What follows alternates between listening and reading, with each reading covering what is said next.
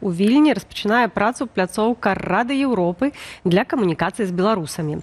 Інфармацыйны пункт месціцца ў літоўскай нацыянальнай бібліятэцы імя Марцінаса Мажвідаса. На інаўгурацыі з прамовамі выступілі ключавыя літоўскія палітыкі, а таксама Святлана Ціханоўская.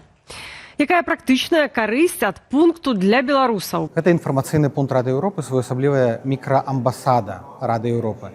Канешне, практычная карысць у памяшканні, тому што можна выкарыстоўваць памяшканне самога інфапойнта. Магчыма, беларусы змогуць выкарыстоўваць іншыя памяшканні бібліятэкі.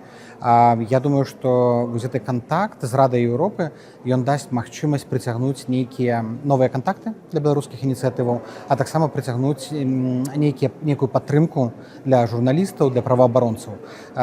Канешне, тут не трэба пераацэньваць, так, жыццё беларусаў там ад гэтага не памяняецца, але гэта своеасаблівая легалізацыя беларускай прысутнасці ў Літве.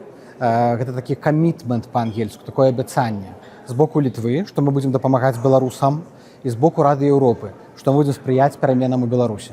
Таму ў нейкай ступені таксама і абарона для беларусаў, якія знайшлі бяспечны прытулак тут у Літве.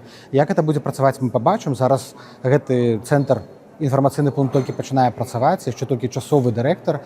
Потым, калі з'явіцца гэта каманда, з'явіцца нейкі план працы, я думаю, усе беларусы могуць прыходзіць, далучацца, і будаваць супрацоўніцтва. Цяпер беларусы здолеюць значна часцей браць удзел у адукацыйных і культурніцкіх ініцыятывах, праектах Рады Еўропы. Першым прыдумаў гэту ідэю амбасадар Літвы у Радзе Еўропы.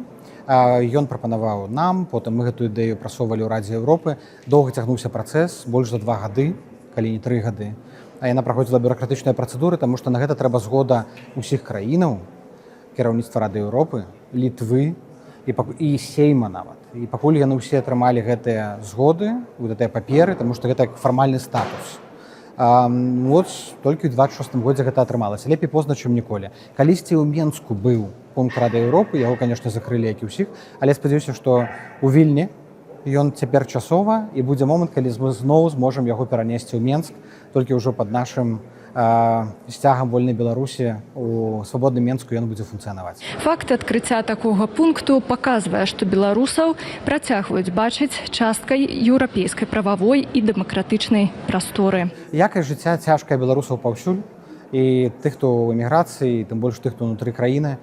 Праблемы розныя, але, безумоўна, усім цяпер цяжка. А гэта проста маленькі невялікі крок, які можа нам дапамагчы сваю гэтую прысутнасць беларускай супольнасці за мяжой неяк легалізаваць.